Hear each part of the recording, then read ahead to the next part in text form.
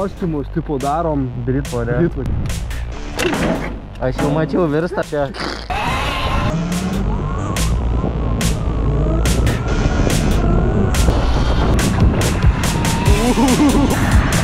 Belekas.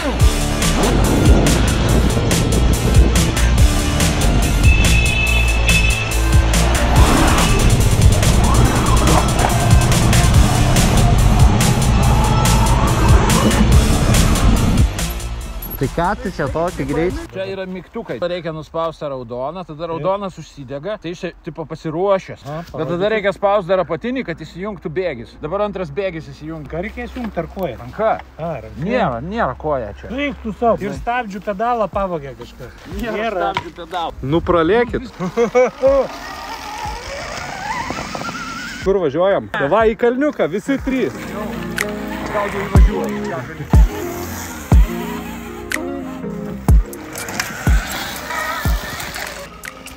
Kaip gerai.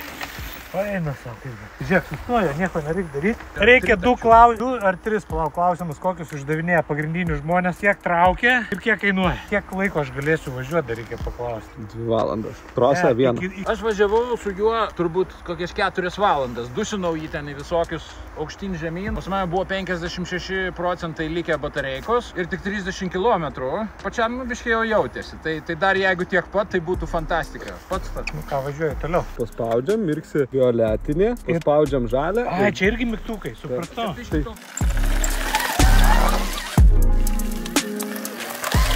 O dar kojelės norėčiau, kadangi čia krusinukas sakė, tai trūksta pasistatyti, pagaliuką reikia vežioti. Tai čia išsprendžiama, manau, nedidelė problema ir nesumaišyti rankenėlių svarbiausia. Kairiai galas, dešiniai priekis. Kaip jis čia važiuoja? Tik iša toks stebuklingas raktelis su Q Zampar, pasispaudžiu, rodo 5 arklio galiai.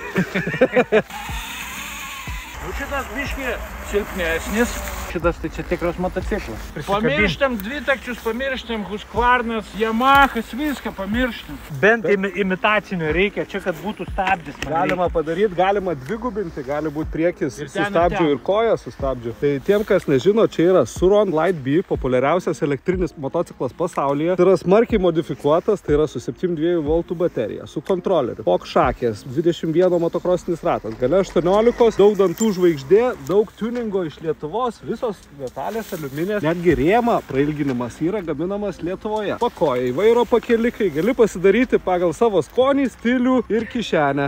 Labai gražus fredukai. Blink, blink. O čia stokas. Čia tas pats Suronas, tik tuningas ir stokas.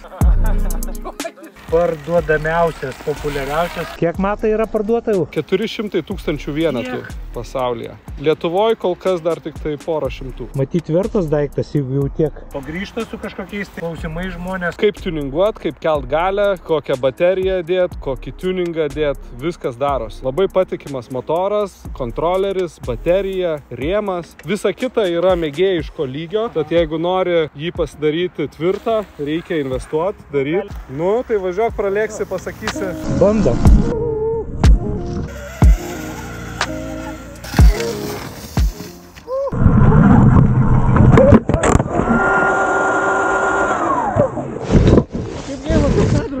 Oi, blemba. Čia turiu reikalų, atrodo. Nieko, čia tik laikiklis. Laikiklis, žinokit, iš šoko nesulaužytas nematė. Viskas gerai. Kaip persidūrė, kokia sena guminė. Sorry, matai, biškai įvyko. Geriausia, kad sulūžo tas sovietinis plastikas. Šitas gerulis. Čia reiškia kietesnis už sovietinį kažkokį gumą. Čia guma kažkokia. Šitą namo. Jo, iš tiltų, tai atsisuka, atsileidžia, viskas čia easy. Tai ta prasme nebaisiai sulaužiau dar. Ne. Jo, rankenėlės po 12, tai kaip emocija, ar liūdina? Šitas labiau patiko negu šitas tokinis, bet kuo norėdasi dar šitam truputį ūgio trūksta. Va, dabar atsistoju, aš esu ne aukštas, bet vis tiek norėtųsi truputį aukštesnė. Čia mano sūnui, pavyzdžiui, labai gerai būtų. Dedasi tokie sėdynės pakelikai, pakelia, jie moduliniai yra ir išsikelia arba nusileidžia. Tie paaukštinimai, bet sėdynė gali tiesiog pasikelia tik sėdynė. Tai 2 vienetus suviniokit. Šitą man vieną vaiką. Čia ir rėmas jo nekeltas, čia yra frame extenderiai gaminami Lietuvoje, linkidžai keičiami, pakojai stipresni, stebulės 72 voltų, 45 ampervalandžių. Tai su jie išvystoma 18 kW gale, kai originalas yra 6 kW. Tai 3 galingesnis. Bijau jo. Šito labiau negu kad to, nes jisai per lengvas. Manas toks stabilesnis daiktas. Ta prasme, čia jau ir ne dviratis, ir ne mocas. Tai aš šito jau bijau, žinok. Šitas labai fainas, kiek jungi, tiek važiuoji.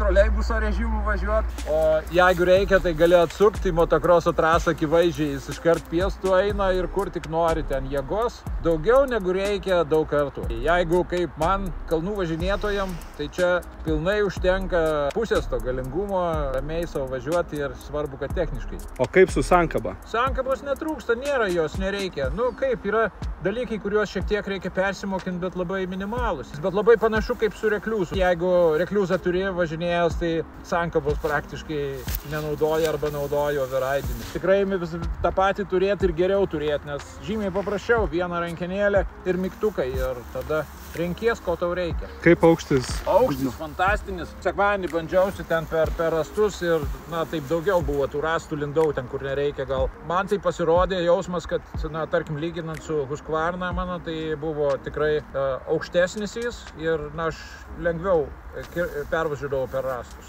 Nekimba niekur ir viskas buvo šaunu. Amortizacija labai faina, ne pagal mane daryta, sagų nereguliuota, bet iš principo užtenka visko. Tai aišku, kalnam reikėtų pasireguliuoti. Reikėtų gal keletą apsaugėlių užsidėti, na, reikėtų, nes kojelė motokrosui jos nereikia galo. O kai tau visą dieną važiuot, tai tada kiti reikalai.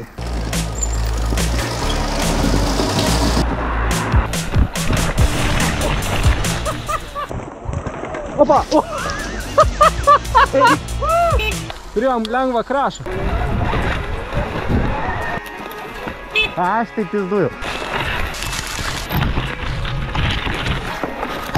Ir vuko. Pala sustok. Ir pastatė čia šaka nebloga.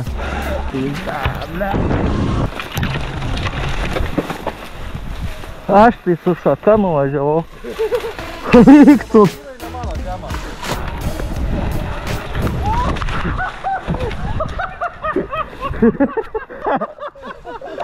Čia tikras enduristų rojus. Čia arba pilna rankena, arba mirties kapas. Antrą krešą patį nesąmoningiausia. Aš tai nieko nemačiau. Beleką čia.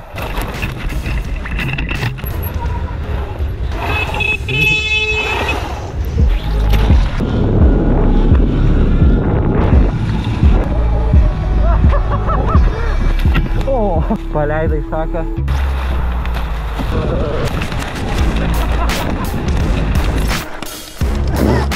Lengviausias.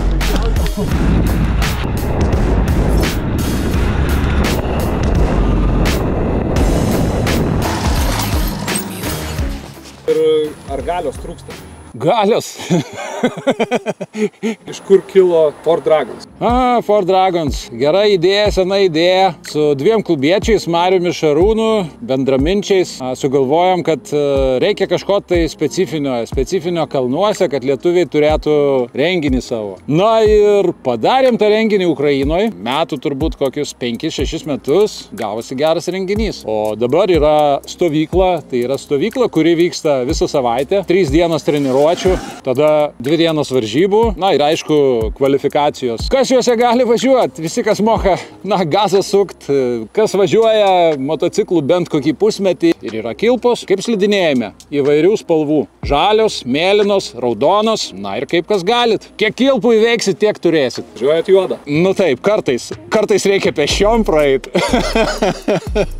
Bet yra važiuojančių, yra jau važiuojančių pas mus labai rimtai. Ir tos varžybos dabar vyksta Rumunijoje. Ten, kur romaniakai, na visi, kas pas mus žino, kas yra Džervis ir visi kiti žvaigždės, hard enduro žmonės, visi žino, kas yra romaniakai ir visi kiekvienais metais važiuoja. Tai skiriasi nuo romaniakų Ford Dragons?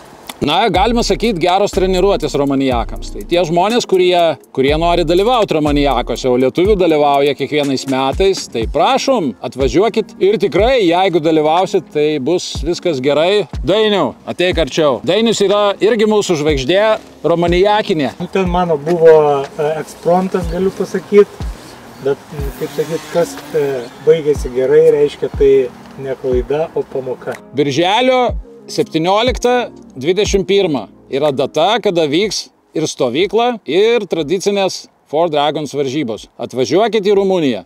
Ko tikitės iš elektrinio Starko?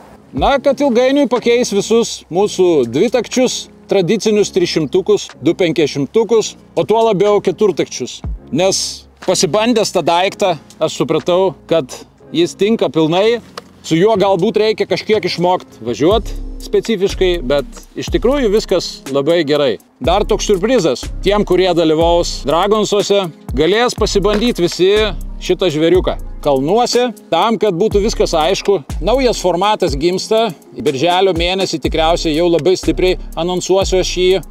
Turėsim dar taip pat tokią atmainą Dragonsų, kur bus virtualios varžybos, virtualizuotos. Galima bus atvažiuoti bet kada vasaros laikotarpį. Na, užsiregistruoti reikės ir gausit daviklius. Ir su tais davikliais pirmin vyrai, 3 dienos treniruočių, matysit savo rezultatus. Jie matysis internete, gausit visą laiką vaizdą, kaip jums sekasi. Ir tada 2 dienos varžybų, kur šiek tiek supaprastintas. Ne visai kaip Dragonsai, bet visi pagrindiniai elementai ten bus. Tai bus tie patys specruožai.